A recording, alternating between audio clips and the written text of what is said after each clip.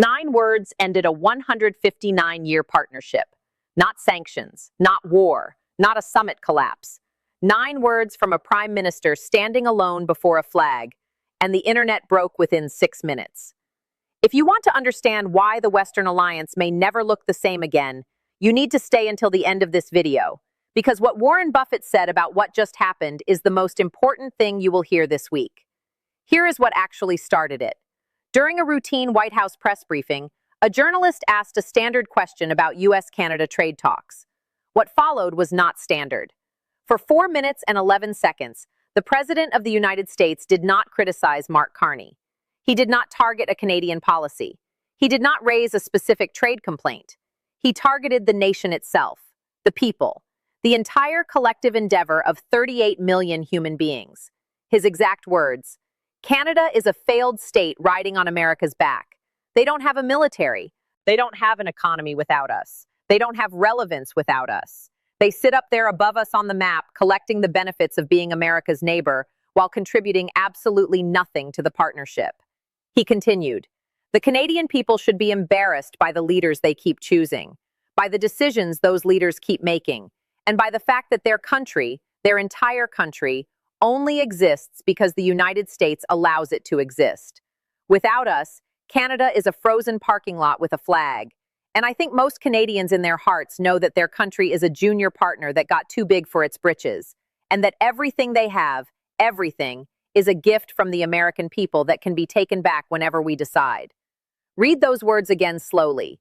He did not attack a trade position. He did not attack a government.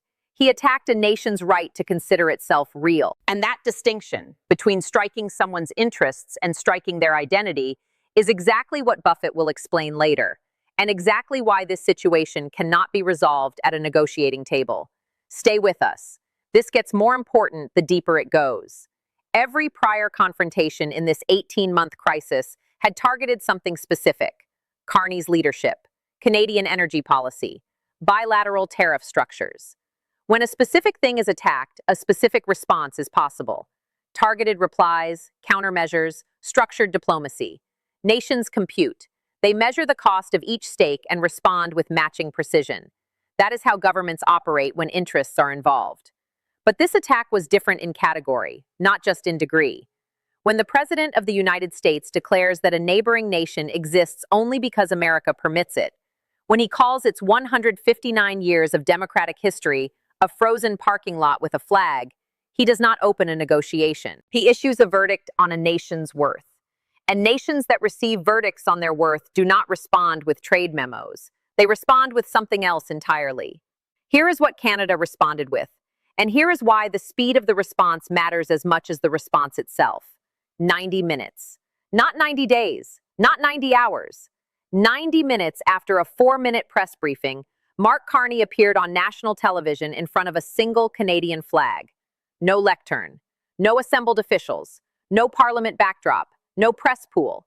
Just a man, a flag, and a camera, and a speech that 41 countries broadcast live. The absence of ceremony was not accidental. Every visual choice signaled the same thing. This is not a political performance. This is a prime minister speaking to his people. He opened quietly. A few hours ago, the President of the United States called Canada a failed state. He called our country a frozen parking lot with a flag. He said everything we have is a gift from the American people. He said we exist because the United States allows it. He paused. One beat. I want to respond to that, not with anger, though I feel it, not with outrage, though it would be justified, but with facts. Because facts are what a failed state does not have, and Canada has plenty of them. What followed was the most precise, unscripted feeling national defense ever delivered on live television. No notes, no teleprompter, no rhetorical flourish. Only facts, delivered in the flat, exact tone of a central banker reading a quarterly report. Canada's banking system has been rated the most stable in the world for 15 consecutive years by the World Economic Forum. The United States has never held that position. Canada's healthcare system provides full coverage to every citizen. 44 million Americans have no health coverage. Canada's murder rate is 1/4 of the American rate. Canada's life expectancy exceeds America's by 3.5 years. Canada's child poverty rate is lower. Canada's educational outcomes are stronger. Canada's infrastructure quality score is higher. Canada's democratic institutions are rated more trustworthy by every global index that measures institutional integrity. He let each fact sit. No commentary, no editorializing, just numbers, building a wall that the original speech could not climb. And then the history. Regarding the claim that Canada only exists because the United States permits it, let me remind the President, since his grasp of history appears to require some correction, that Canada operated as a self-governing nation for 28 years before the United States entered its First World War, for 69 years before the United States entered its second, and that Canadian soldiers landed on Juno Beach on the 6th of June, 1944, fighting and dying to liberate a continent that the United States had watched burning for 2 years before choosing to participate. Canada does not exist because the United States allows it. Canada exists because Canadians built it, fought for it, sacrificed for it, and will defend it from any threat, including the one currently occupying the Oval Office. Subscribe now and hit the bell, because what Canada announced next changed the economic geography of North America in a single night, and we are covering every development daily. Then came the measures. Effective immediately, Canada was terminating 12 bilateral agreements with the United States. He listed them without hesitation. Defense procurement agreements governing $3.7 billion in shared security arrangements. Agricultural trade frameworks covering American grain, soybean, and dairy exports to Canadian markets. Water sharing agreements governing the Great Lakes, the Columbia River, and the St. Lawrence Seaway. Border infrastructure agreements covering 6 major bridge and tunnel crossings between the two countries. Regulatory alignment agreements covering pharmaceutical approvals, vehicle safety standards, and environmental protocols. These agreements were built on the assumption that the United States regarded Canada as a partner. That assumption has been openly, clearly, and permanently disproven by the President of the United States. Agreements built on a false assumption have no foundation. We are ending them. And effective at midnight, Canada was placing a 200% tariff on every category of American agricultural product entering the Canadian market. Every category, no exceptions, no phase-in. The number was not chosen to negotiate from. It was chosen to be felt immediately and deeply in Montana wheat fields, Wisconsin dairy farms, Iowa soybean operations, and Illinois corn country. The farmers whose senators and representatives would be receiving calls before sunrise. And Canada was activating Article 7 of the Democratic Sovereignty Compact, triggering mandatory consultations with all 17 member nations on the application of coordinated economic penalties against the United States. The first time the Compact's joint response mechanism had ever been used.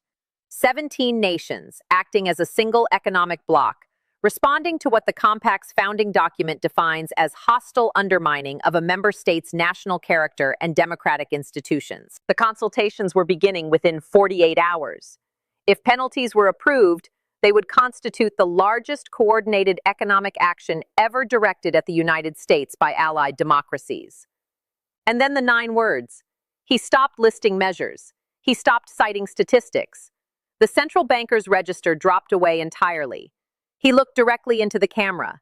His expression shifted from analytical to personal, from prime ministerial to human, from policy to something older and more permanent. And he said, quietly, with a weight that made the sentence feel inevitable, "We are not a parking lot. We are a country." 9 words. No diplomatic scaffolding, no strategic complexity, no geopolitical framing. 9 words spoken to 38 million people who had just been told by the most powerful individual on earth that their nation was not real, that it existed on borrowed permission, that it was a frozen inconvenience with a flag. 9 words that said, no. You are not what he called you. Your country is not what he called it. You are a country, with everything that word carries. History, sacrifice, sovereignty, identity, the right to exist without anyone's permission. The phrase trended globally within 6 minutes, the fastest any expression has ever reached global trending status across platforms. Within an hour, it was projected onto buildings in Montreal, Toronto, Vancouver, Ottawa, Halifax, and Calgary. Within 2 hours, it appeared on handmade signs at spontaneous gatherings outside Canadian embassies in 31 countries. Within a day, it was on t-shirts, bumper stickers, and posters, selling faster than suppliers could produce them. The simplicity was the power. It was not a policy statement. It was not a diplomatic communique. It was an identity declaration. And identity declarations, as every chapter of this 18-month crisis had been proving, are the one thing people will defend with everything they have. Warren Buffett's response addressed the idea that had been running beneath the entire crisis, and that the attack on Canadian character had finally made visible. The idea that separates manageable conflicts from existential ones, negotiable disputes from permanent fractures, tactical provocations from wars of existence. In 70 years of observing business and human behavior, he said, I have watched every kind of conflict between every kind of party.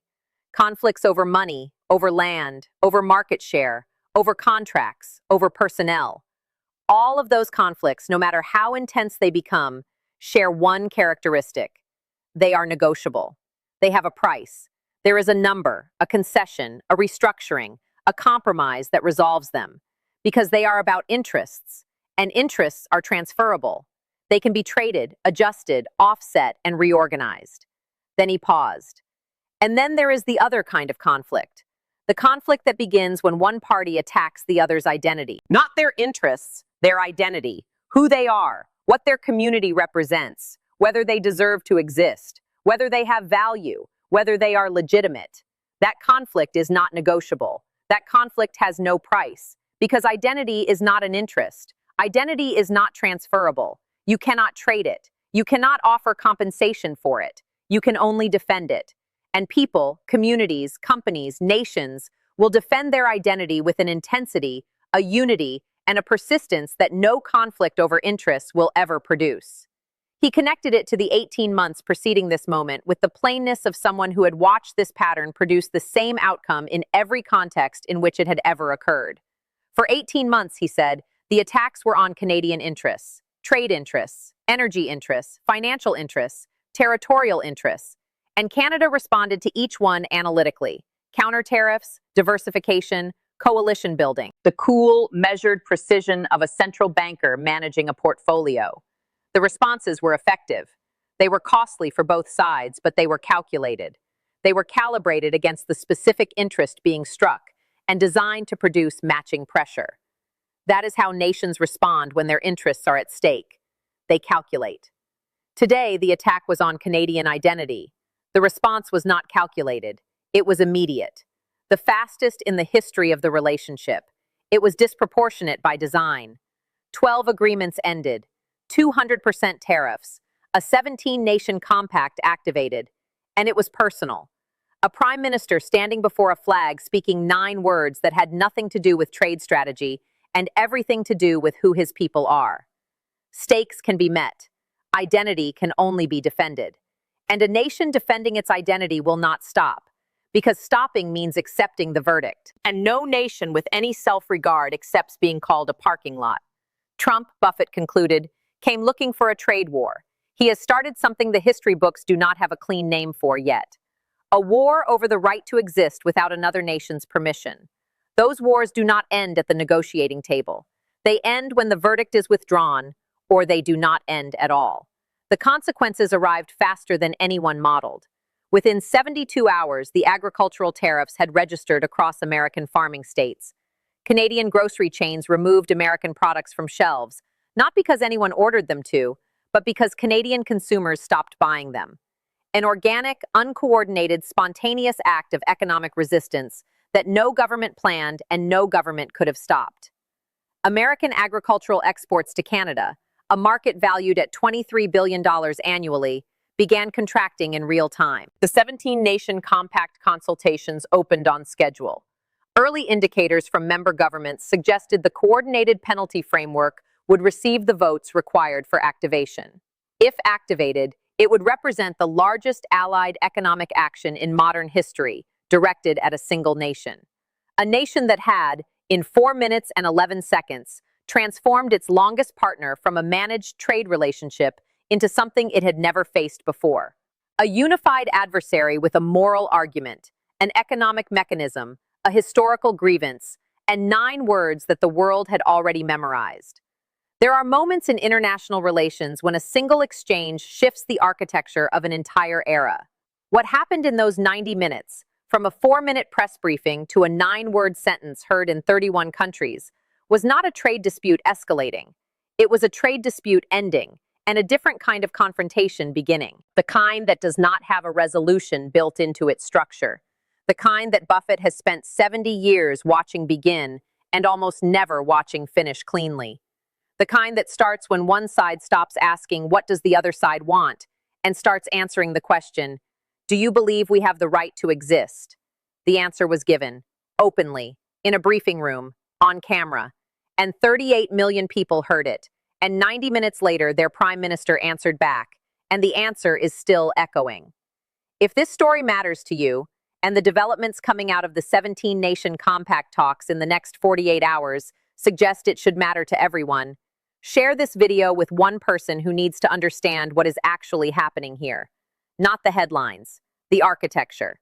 We are tracking every development daily and publishing updates every single day. Hit subscribe so you don't miss what comes next, because what comes next from those compact consultations may reshape every alliance the Western world has built since 1945. Subscribe below, one click. This story is not slowing down.